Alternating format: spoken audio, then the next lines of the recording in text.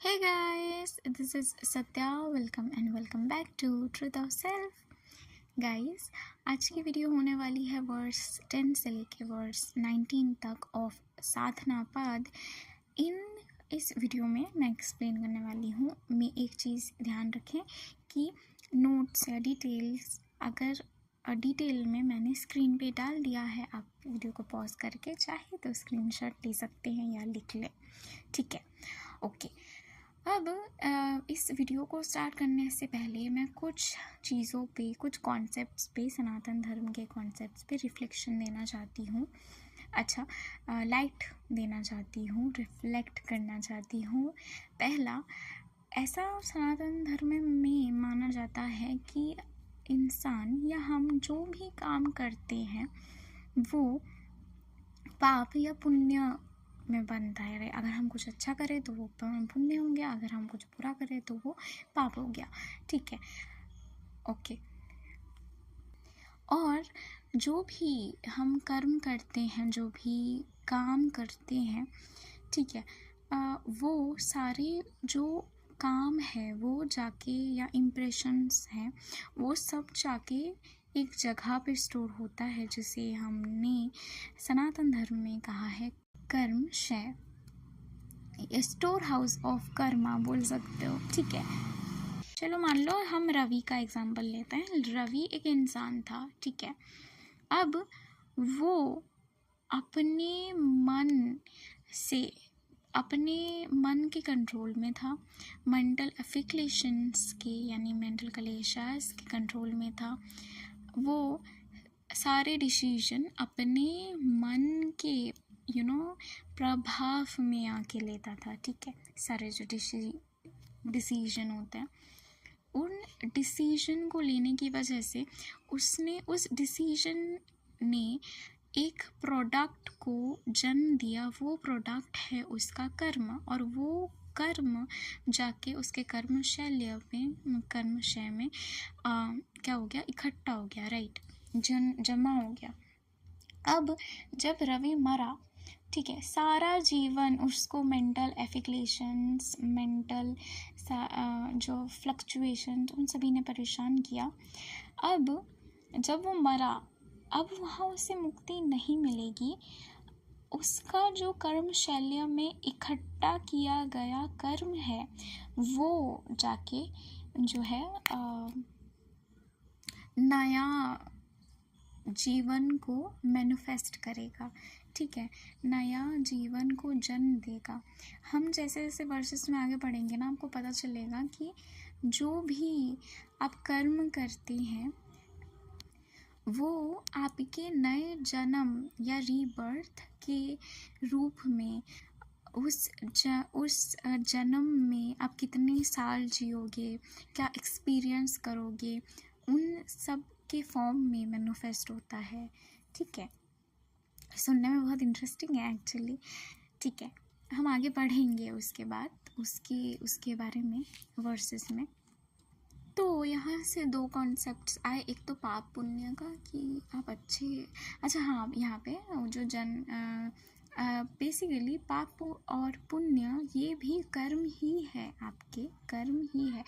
Difference इतना है कि जो पुण्य है वो आपके अच्छे कर्म है, ठीक है, और जो अपुण्य है यानी कि पाप है इन नॉर्मल लैंग्वेज, वो आपके बुरे कर्म है, बुरे सोच या बुरे कर्म, ठीक है।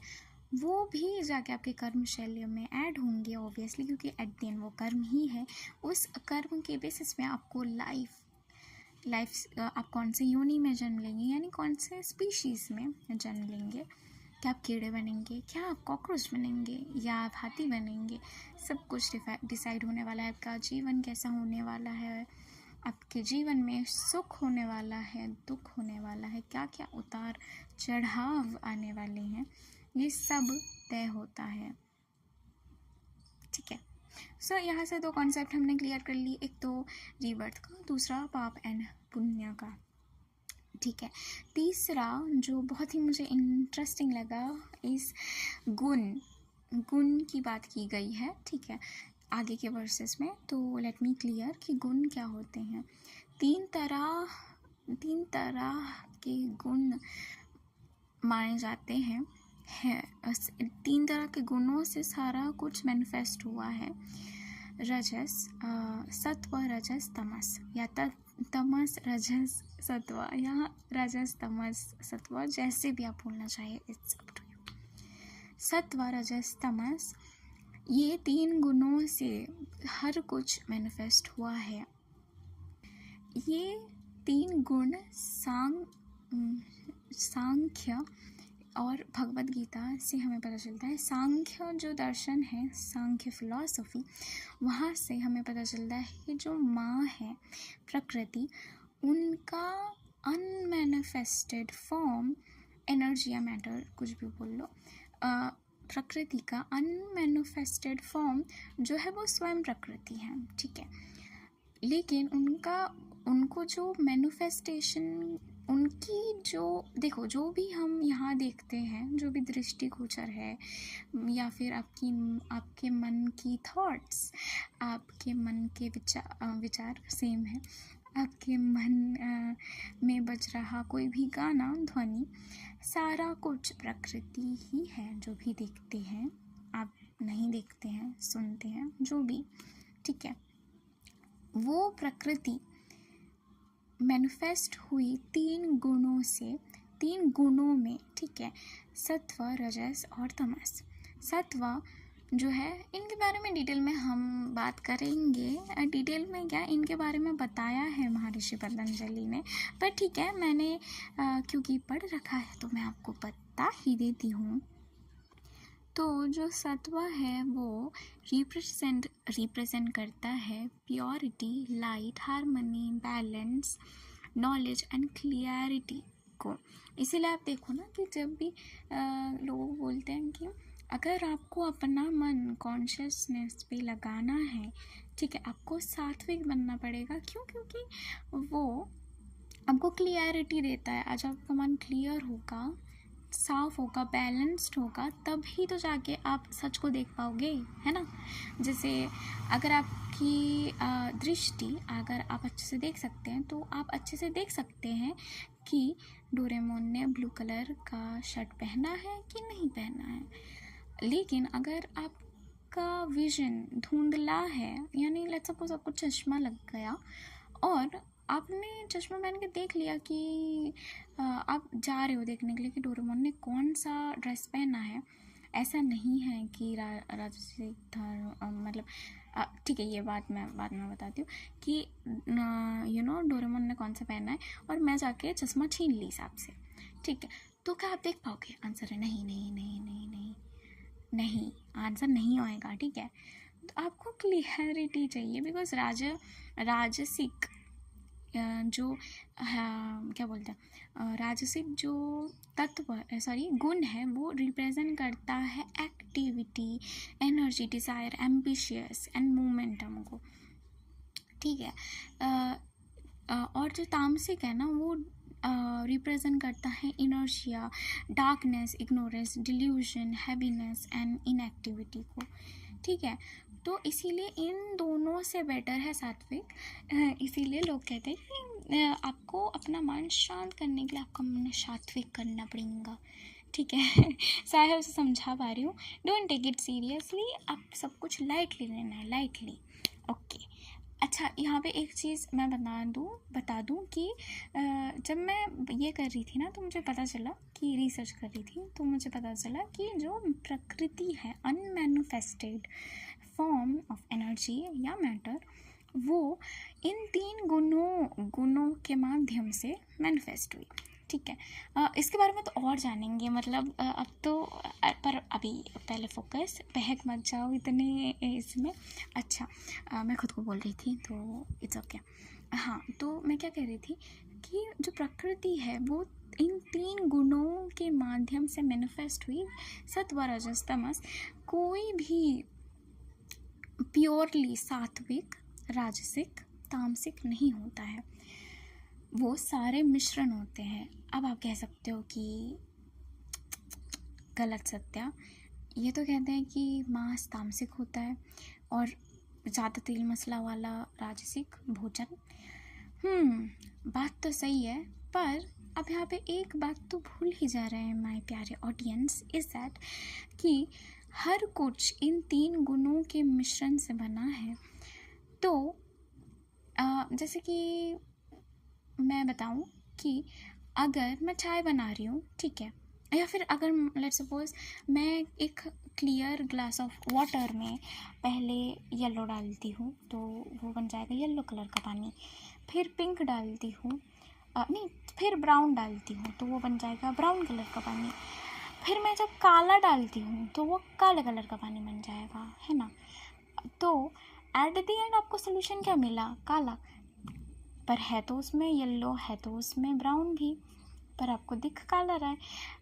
मतलब एग्जाम्पल देने का मीनिंग ये था, एग्जाम्पल देने का उद्देश्य ये था कि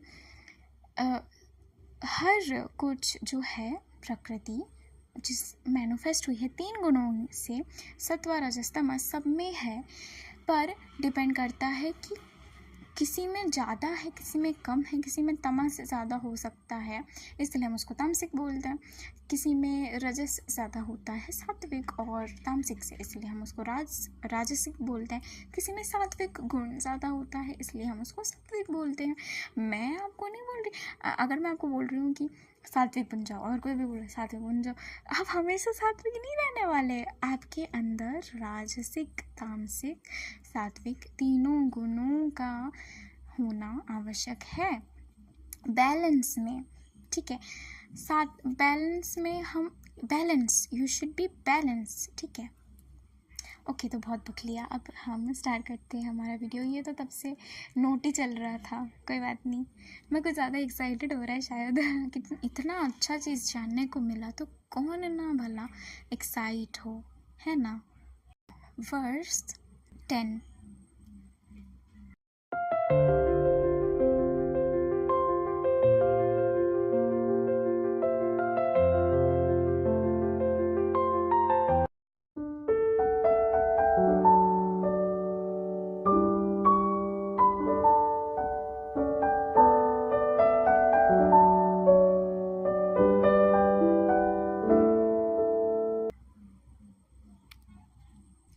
इस वर्ष में महर्षि पतंजलि ने कहा है कि जो भी कलेशास हैं या एफिक्लेशंस हैं इन इंग्लिश, वो हमारे सबकॉन्शियस में ना बहुत ही डीपली गड़े हुए हैं, जैसे किसी वृक्ष के जड़ी मिट्टी में कितनी गहरी गड़ी होती है ना, बिल्कुल वैसे, ठीक है। अब हाँ जी, गड़ी हुई है। अब इससे निकलने के लिए या इसको ओवरकम करने के लिए हम क्या कर सकते हैं? सोचो सोचो जी। सोचना नहीं है आपको, उसके उस एफिक्लेशन या उस किसी भी चीज़ के पीछे के रूट कॉज को समझना है। जैसे कि फॉर एग्जांपल ले लेते हैं, यहाँ पे स्क्रीन पे बहुत सारे अच्छे या डिटेल में मैंने बता दिया है, आप देख लीजिए। फॉर एग्जांपल अभी के लिए कि लेट्स सपोज आपको किसी चीज़ से डर लगता है, लेट्स सपोज कॉकरोच से डर लगता है आपको, तो उस नन्हे से कॉकरोच ने, लेट्स सपोज आप डेजर्ट खा रहे थे बैठ के, आइसक्रीम खा रहे थे, और वो आपके कंधे में आके बैठ गया, और आप नहीं, कंधे में कुछ ज़्यादा ही एक्सट्रीम हो जाएगा, तो आपके सामने आके बैठ गया। वो भी तो भले ही देखना चाहे कि आप कौन सा स्ट्रॉबेरी का आइसक्रीम खा रहे हैं, मतलब आप कौन सा आइसक्रीम का फ्लेवर खा रहे हैं। और आपने जैसे ही आपकी दृष्टि या नज़र उस पर गिरी, आपने आइसक्रीम का आप अपने आइसक्रीम का बोल उठा के फेंका अपनी मम्मी के सर पे और दौड़ के चली गई मम्मी के पीछे। डजंट मैटर आप लड़के हो, जस्ट इमेजिन।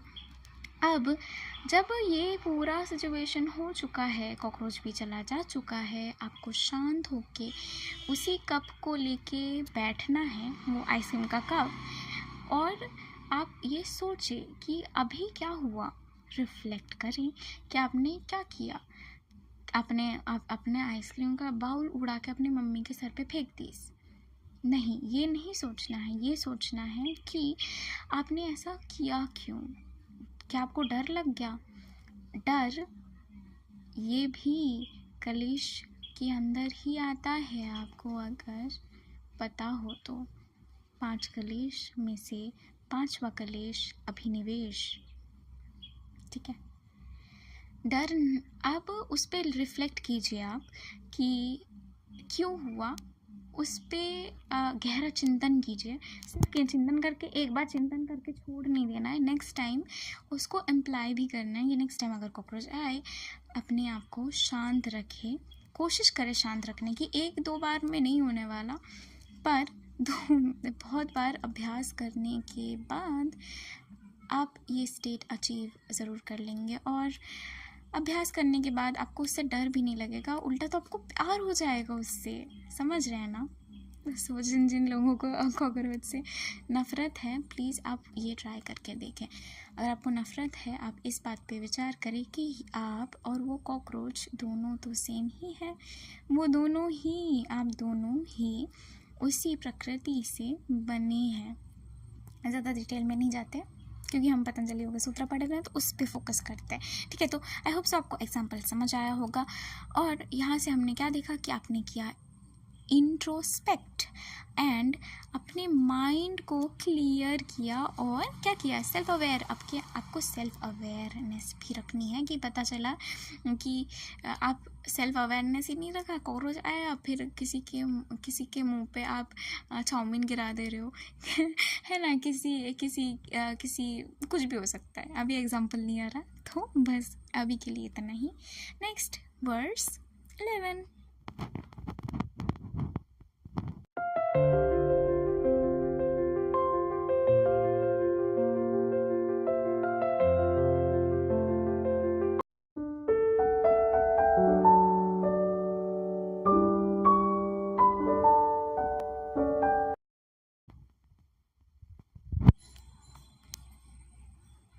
अब इस वर्स में महर्षि पतंजलि ने ध्यान के बारे में बात की है।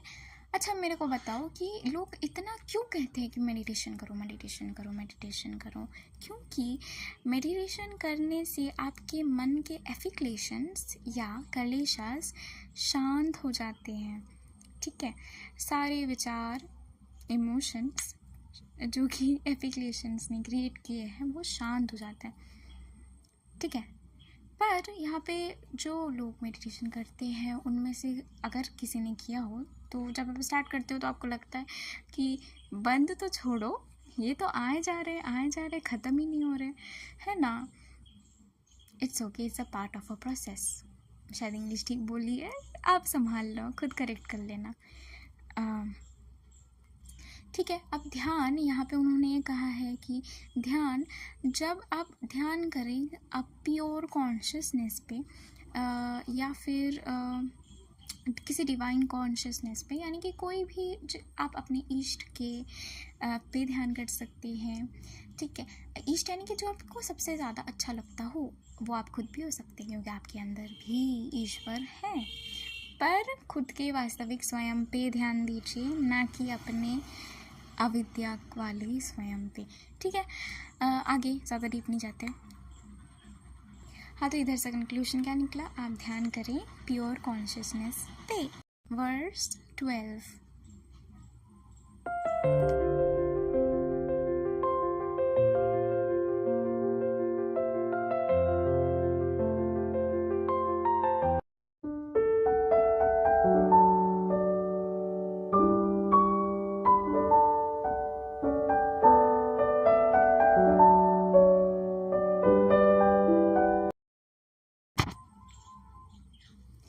इस वर्स में महर्षि पतंजलि ने हमें ये बताया है कि जो भी एफिक्लेशंस या कर्म, कि जो भी हम कर्म करते हैं, ठीक है, वो सारा जाके कर्मशय में जाके स्टोर होता है, जो कि होल्ड करता है क्या, आप एक इम्प्रेशन जो आपके पास्ट, प्रेजेंट, फ्यूचर सारे एक्शंस एवं आपके करंट रियलिटी को, आपके फ्यूचर एक्सपीरियंस को, आप जो एक्सपीरियंस अभी कर रहे हो, वो जो बाद में करोगे, ये सभी को क्या करता है, मैनिफेस्ट करता है। मैंने पहले समझाया था ना, अच्छे से नहीं सुना क्या? अच्छी बात है, नहीं अच्छी बात नहीं है, सुन ले अच्छे से प्लीज़। तो जो आपके स्टोर्ड कर्म है, ठीक है, वो आपके मेंटल इमोशनल सफरिंग आपको पर प्रभाव फेंकता है, इन्फ्लुएंस करता है आपके सर्कमस्टेंसेस को, एंड ये आपके अभी के लाइफ और आने वाले जन्म में भी होगा। एक और चीज़ हमें यहाँ पता चलती है कि जो कर्म है ना वो मैनिफेस्ट होते हैं लाइफ के इवेंट्स पे, टेंडेंसीज पे, टेंडेंसी ऑफ चॉइस बोल सकते हो। हाँ, जैसे कि ना जैसे हम बोलते हैं ना अप्स डाउन्स, है ना, वही कि लेसन्स देके जाते हैं डाउन्स, और वो भी आपके कर्म ही है। आपने वो कर्म किए हैं सारे, मेरे अनुसार तो सारे कर्म ही अच्छे होते हैं।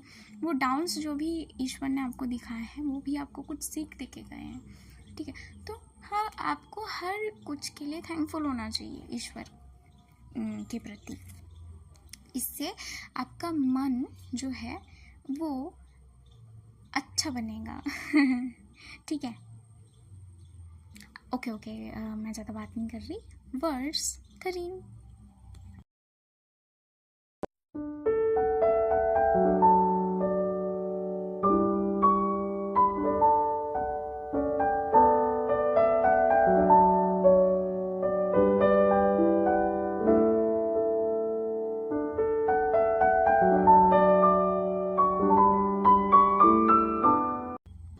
वर्स 13 में महर्षि पतंजलि ने हमें ये बताया है कि जो कर्म है, एग्जिस्टिंग कर्म, लेट्स सपोज जो हमने रवि का केस लिया था, और ठीक है, जो एग्जिस्टिंग कर्म है आपके, आप चलो मान लो मर गए, ठीक है, नहीं आप बुरा नहीं मानना, ठीक है, आप चलो आपका ये जो बॉडी है वो मर गया, ठीक है।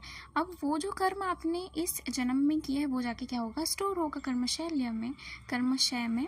अब वो कर्मशय, वो जो कर्म है वो जो है एक नए जन्म को मैनिफेस्ट करेंगे। उस जन्म में आपके कर्म के अनुसार क्या होगा, आपका जन्म तय होगा, आप कितने महीने तक, या महीने आप जितने टाइम तक जियोगे वो डिपेंड करेगा आपके कर्म के ऊपर। क्या एक्सपीरियंस करोगे वो भी डिपेंड करेगा आपके कर्म के ऊपर। यहीं पे जो जाति है वर्ड, वो बर्थ के लिए आया है, आयु लाइफ स्पैन के लिए आया है, एंड भोग एक्सपीरियंस के लिए आया है। तो यहाँ से ना हमें क्या पता चला कि जो हमारे कर्म है ना वो हर एस्पेक्ट्स हमारे लाइफ के, इस जन्म के हो, उस जन्म के हो, आगे जो जन्म में आपके आएंगे उनके हो, उन सभी को, या पिछले जो जन्म मैंने पार करके आई हूँ उसके क्या बोलते हैं उसको इन्फ्लुएंस किया है। मतलब मैंने पिछले में जो कर्म किया है वो मेरे अभी का थिंग्स को इन्फ्लुएंस करेगा, ठीक है, जो कि आपके एग्जिस्टेंस को शेप करेगा, अपॉर्चुनिटीज़ को, चैलेंजेस को। वर्स 14।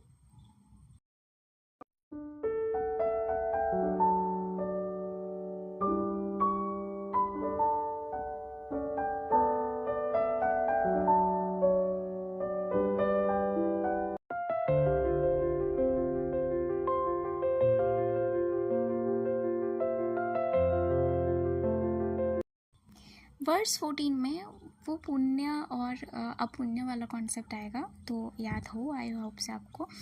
यहाँ पे महर्षि पतंजलि ने कहा है कि कर्म लीड करते हैं पुण्य एंड अपुण्य को। पुण्य यानी मेरिट्स, यानी कि जो अच्छे आप काम करते हैं, और अपुण्य यानी कि डीमेरिट्स, जो अपुरे काम करते हैं, जैसे कि किसी बच्चे के मुंह से लॉलीपॉप छीन लेना। एग्जाम्पल, ठीक है, फोकस। जो पुण्य है वो आपको रिजल्ट देगा हैप्पीनेस, एंड जो नेगेटिव एक्शन है यानी कि अपुण्य है वो आपको डिस्ट्रेस रखने वाला है, यानी कि आपको चिंता देने वाला है, ठीक है। वर्स 15।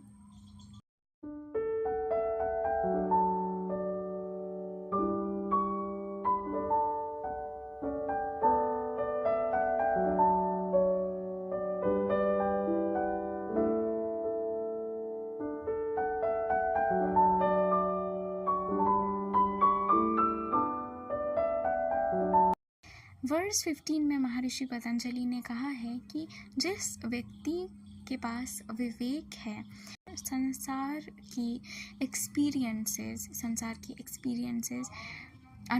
संसार के अनुभव उसके लिए अल्टीमेटली दुख ही है। वर्स 16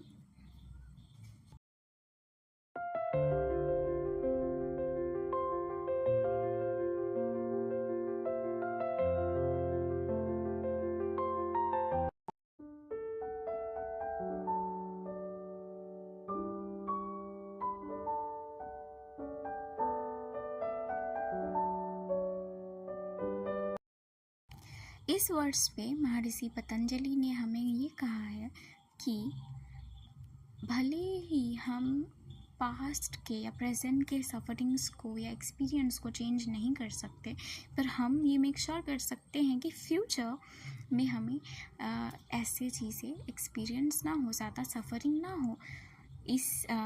और वो कैसे होगा? जो सफ़रिंग है वो क्रिएट होता है बिकॉज ऑफ नेगेटिव कर्म। ठीक है, इतना तो समझ आ गया होगा अभी तक। पता नहीं मैं टीचर जैसे क्यों बोल रही हूँ, कोई बात नहीं, आज सह लीजिए। ठीक है, तो हम क्या करें, हम आगे से नेगेटिव कर्म करना पूरी तरह बंद तो नहीं कर सकते, पर कम ज़रूर कर सकते हैं, ताकि फ्यूचर में हमें ज़्यादा कष्ट या सफ़र ना करना पड़े। और हम उसको रिप्लेस कर सकते हैं by practising mindfulness, self discipline and wisdom. अच्छे बातें पढ़िए, खुद के बारे में जानिए, माइंडफुल रहिए, प्रैक्टिस कीजिए, because practice makes person perfect for good of the day. Verse 17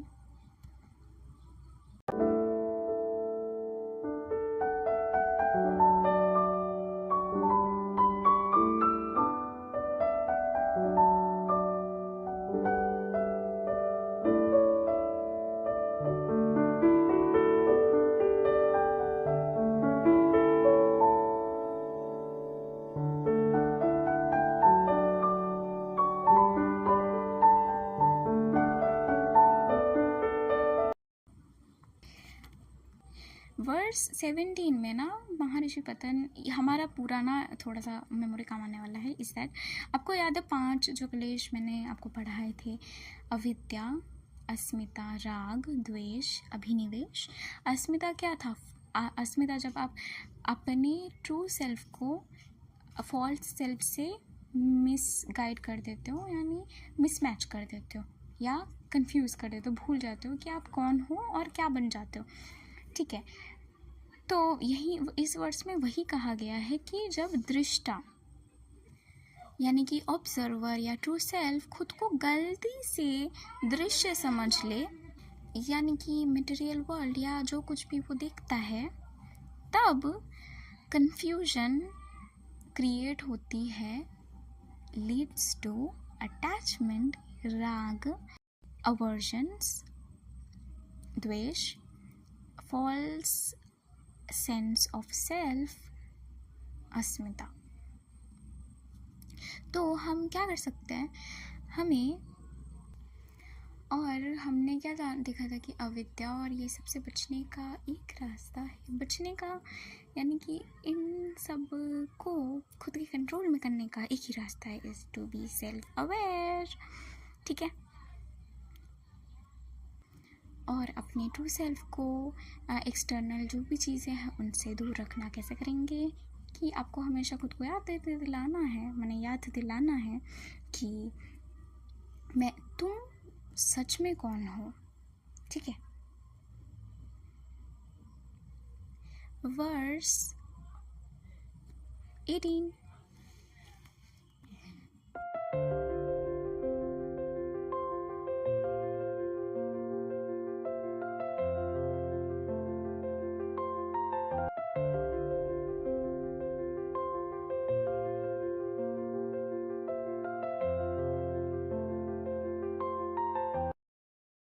verse 18 में ना महर्षि पतंजलि ने हमें मटेरियल वर्ल्ड के 2 पर्पस बताए हैं।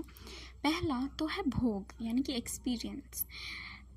ये जो मटेरियल वर्ल्ड है वो हमें या सोल को हमें सोल को एक्सपीरियंस प्रोवाइड करता है ताकि वो सारे एक्सपीरियंस को एक्सेप्ट करके इन सबको मास्टर करके फिर लिबरेशन की तरफ जाए, यानी कि मुक्ति की तरफ, मोक्ष की तरफ, खुद को जानने की तरफ।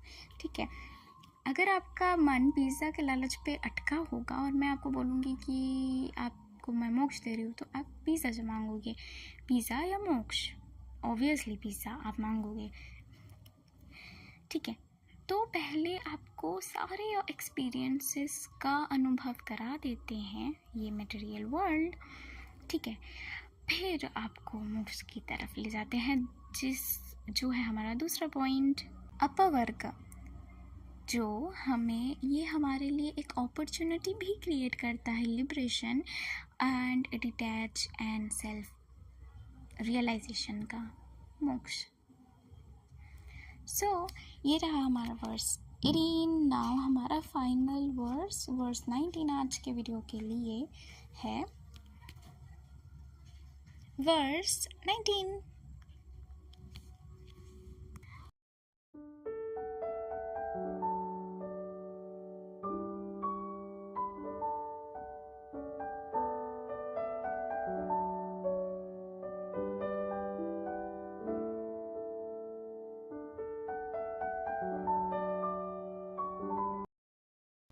वर्स 19 में जो मटेरियल नेचर है उसे 4 स्टेजेस में बांटा गया है। पहला स्टेज जो कि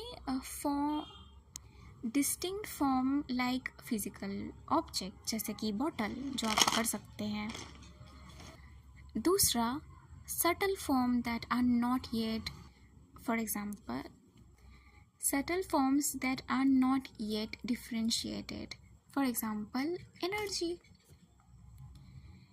नंबर 3 जो स्टेज है उसमें सीड स्टेट की बात हो रही है, पोटेंशियल फॉर्म का, जैसे कि subconscious tendencies example. And number 4 unmanifested और प्राइमरियल नेचर या स्टेट, जिसे हम प्रकृति कहते हैं। तो ये जो सारे स्टेट्स हैं वो क्रिएशन का जो प्रोग्रेस है ना वो दिखाता है, फ्रॉम सटल टू ग्रॉस। ठीक है, और जो गवर्न किया जाता है बाय 3 गुणास, बाय 3 गुणास, वो जो 3 गुण हैं सत्व रजस तमस, उनके द्वारा। और ये रीबर्थ का ये आया ना, तो मैं एक चीज़ आपको सजेस्ट करना चाहूँगी, अगर आप देखना चाहें तो देख सकते हैं। उपनिषद गंगा का एपिसोड 22 आप देख सकते हैं, वो रीबर्थ को लेके ही है, आप देख सकते हैं। अच्छा है, आपको अगर हिंदी आती है आप उसे देख सकते हैं। आपको अगर हिंदी नहीं भी आती है तो कोई प्रॉब्लम नहीं है, नीचे सबटाइटल दिए हुए हैं इंग्लिश में, आप अगर चाहें तो आप देख सकते हैं। हे जीवात्मा, देखो तुम्हारे जाने के बाद तुम्हारे माता पिता का क्या हाल है। तुम्हारा पूरा परिवार शोक से व्याकुल है, इसलिए तुम वापस इस शरीर को धारण करो। देवर्षि, मैं अपने कर्मों के अनुसार कई जन्मों से देवता, मनुष्य, पशु पक्षी, पेड़ पौधों और न जाने कितनी योनियों में भटक रहा हूं। ये दोनों किस जन्म से मेरे माता पिता हुए मुझे पता नहीं। वैसे मेरे हजारों माता पिता हैं, तो केवल इन दोनों को ही मैं अपने माता पिता कैसे मान लूं? और सच्चाई यह है कि मेरे कोई माता पिता नहीं। भिन्न भिन्न जन्मों में सभी एक दूसरे के रिश्ते नाते, भाई बंधु, मित्र शत्रु, उदासीन मध्यस्थ और द्वेषी होते रहते हैं। सोना चांदी आदि खरीदने बेचने लायक वस्तुएं भी एक व्यापारी से दूसरे व्यापारी के पास आती जाती रहती है। वैसे ही जीव भिन्न भिन्न योनियों में अलग अलग शरीर बदलते रहता है। देवर्षि, आप तो जानते ही हैं कि जीव नित्य और वास्तव में अहंकार रहित है। वह गर्भ में प्रवेश कर जब तक जिस शरीर में रहता है तब तक ही वह उस शरीर को अपना समझता है, और जो जीव नित्य। So that's all for this video, guys. Okay, I am off for now, bye bye. मैं सारा जो लिंक अगर है तो वो दे दूँगी, अगर दे सकी तो लिंक मैं अगर दे सकूँगी तो दे दूँगी कमेंट्स में या डिस्क्रिप्शन में, नहीं तो आप जाके खुद सर्च कर लीजिए या माइक में बोल दीजिए यूट्यूब में, Upanishad Ganga episode 22। Thank you. Okay, I am off for now, bye bye, and thank you for listening this much patiently.